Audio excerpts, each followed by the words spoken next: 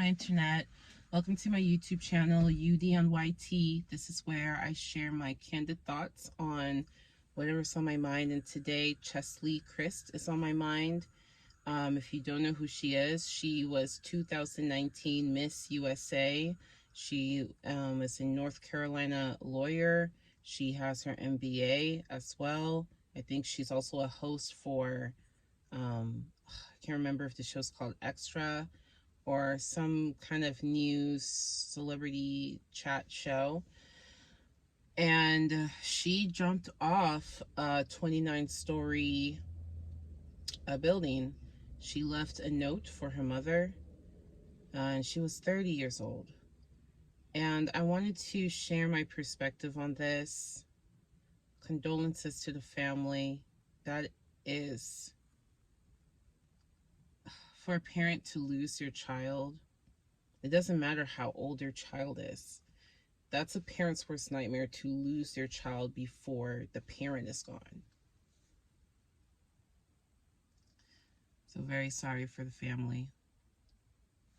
I wanted to share my thoughts on this because discussing mental health in the Black community is not discussed enough. I think there's a lot of misconceptions because usually the first thing that people will say is, what happened? Like, it's hard for this discussion in the Black community. I personally always avoid it because it always feels like you have to rationalize and explain the reason why you're depressed. Cheslie was depressed. Cheslie had depression.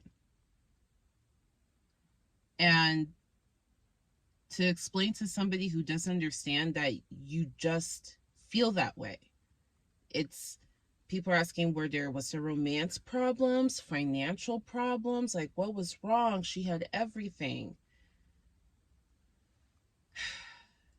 Those type of things are situational depression. You lose a loved one, you lose your job, you're filing for bankruptcy, you're going through a divorce, things aren't going your way, you're hitting block after block, and you feel depressed, and you feel a long bout of depression for longer than 2 weeks at a time, but is heavily tied to that situation. That is called situational depression.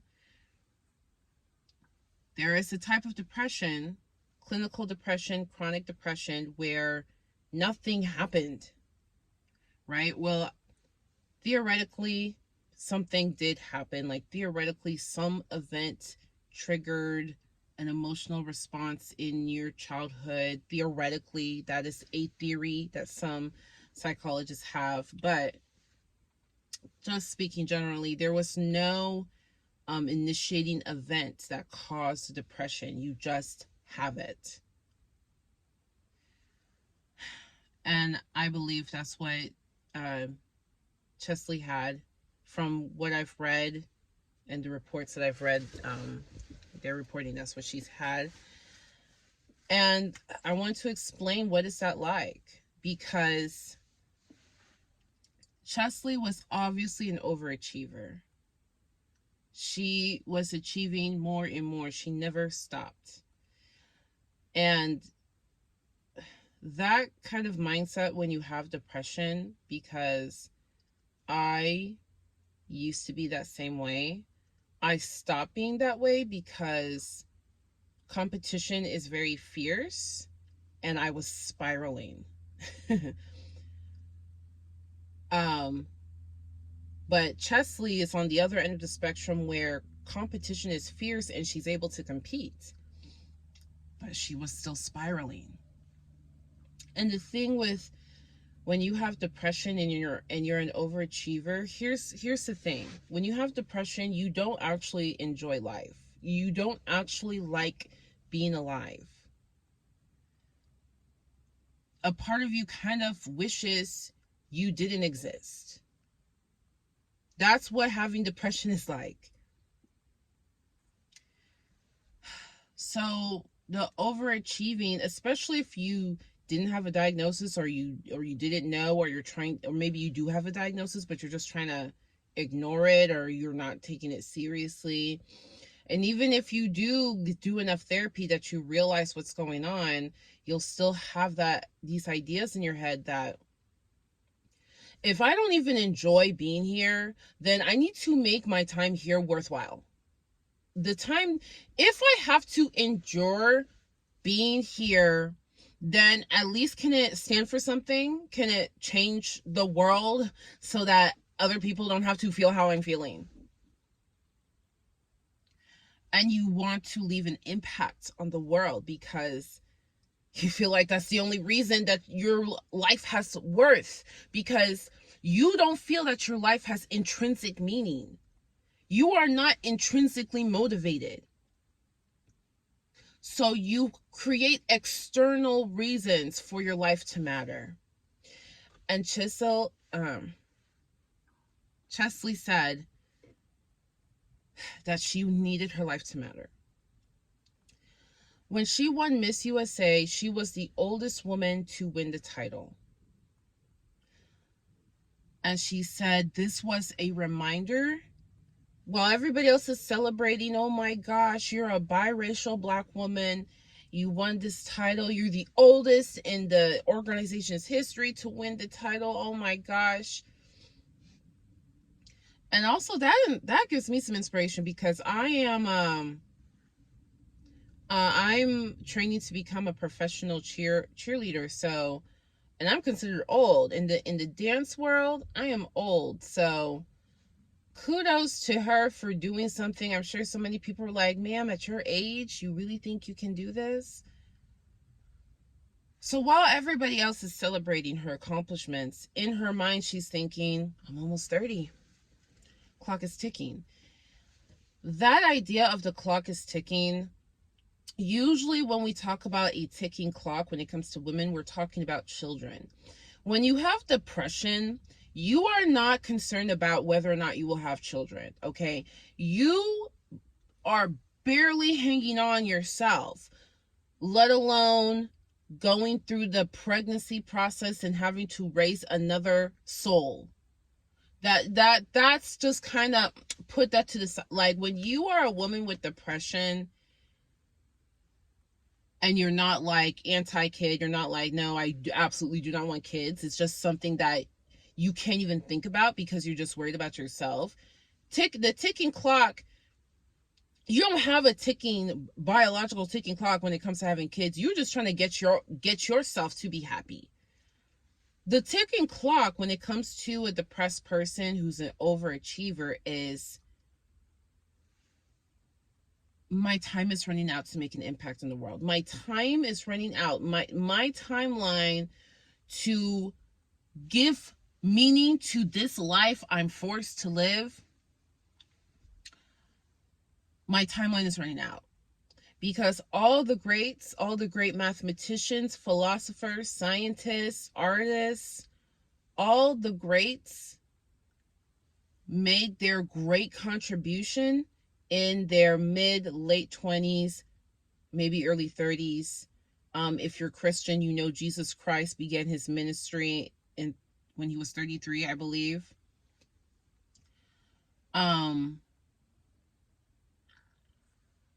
So the point I'm trying to make here is, if you've ever seen, gosh, what's that movie? Was it A Beautiful Mind, where he was like, oh my gosh, like, I'm 27 and already, like,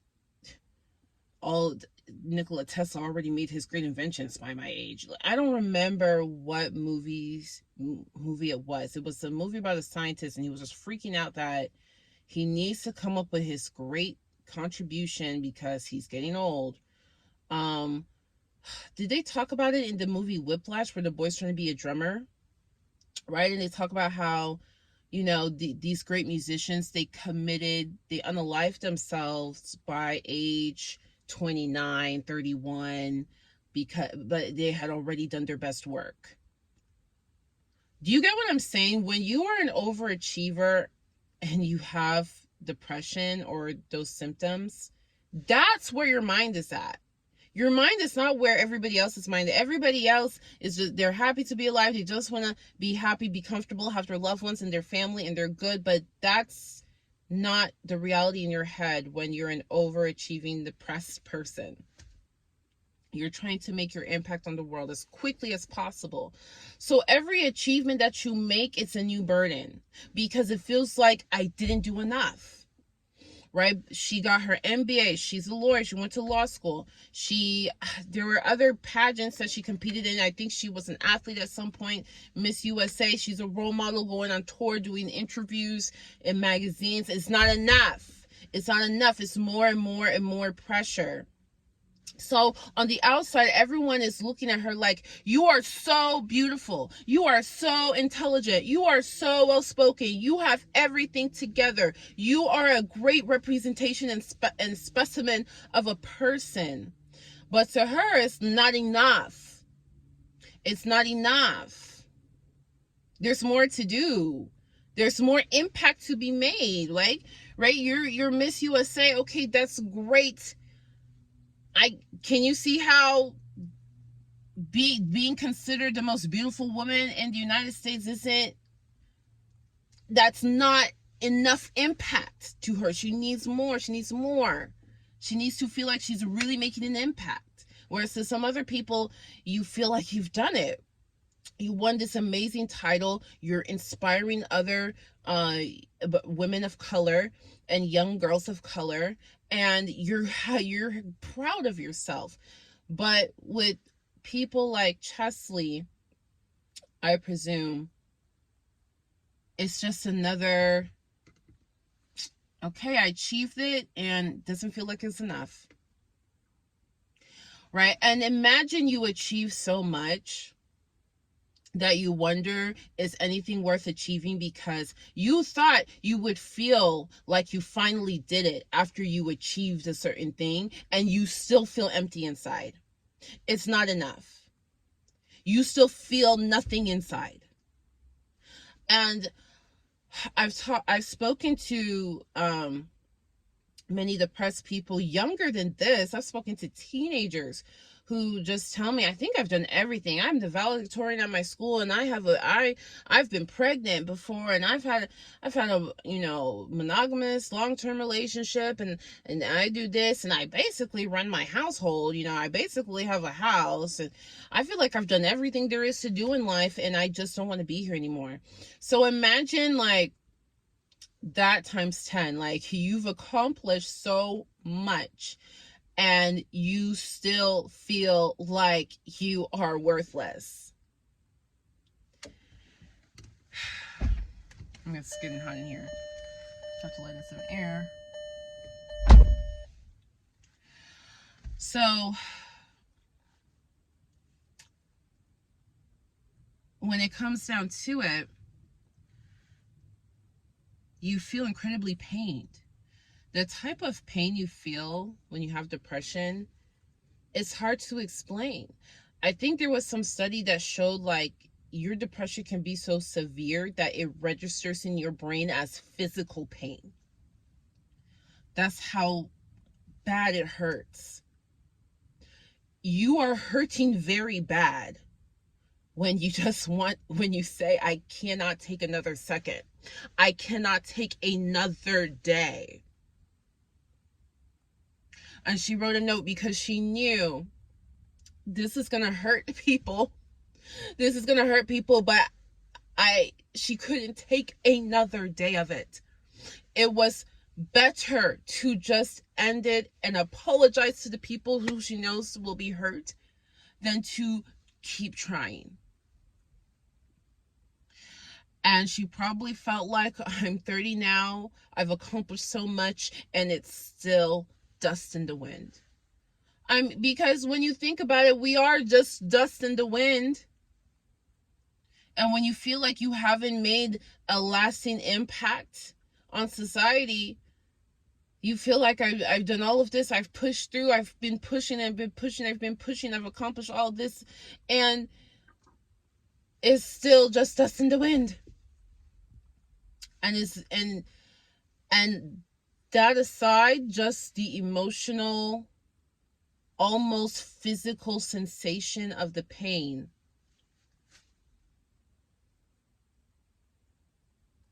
And there's no relief in sight. Imagine you thought achieving all these things would provide relief. None. You thought medications would provide relief. None. You have been seeking relief. And you feel like you have tried everything. You have done everything. You have reached every mountain. And there is no relief. There is no more hope. There is no more hope. And it's either living miserable existence, which would be disappointing. Can you imagine if Miss USA is just slothing around, you never see her anymore? Like, she has all these expectations that she has to live up to, that she doesn't care. When you have depression, you don't care. You don't care.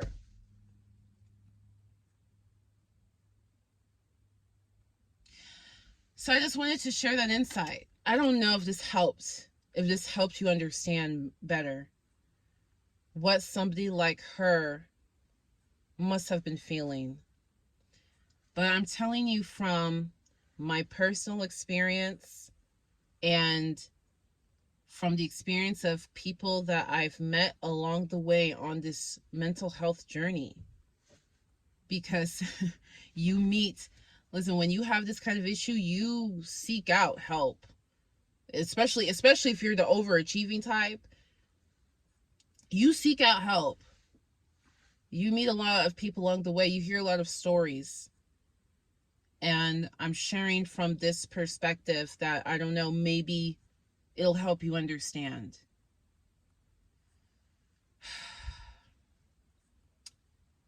It's a shame. She obviously will be sorely missed. But I hope that if you're watching this and you're somebody who doesn't understand depression, how it works, why and how could somebody do that? Why and how could somebody who has all the money, who has all the beauty, who has all the brains, who has all the opportunity, who has all the love, how can somebody who has it all, how can they feel this way and want to just end it? I hope this gave you a little bit more insight. Because there's somebody in your life who's struggling with this. Maybe you don't know it. Maybe they never told you. They don't show it on their face. You don't know it. But statistically speaking, there is somebody in your life who's dealing with this. And maybe this will help you understand them a little bit better. So thanks for watching. If you dig me, you can subscribe to my channel. I would love to hear your thoughts in the comments below. And if you don't have anything to say, please leave a paw print emoji so we know that you were here to the end of the video. I appreciate you. You could have spent your 18 minutes with anybody else in the world, in the galaxy. This is youtube.com, but you spent it with me, and you spent it hearing my perspective on something like this. So I appreciate you. Until next time, much love, much luck. Peace out.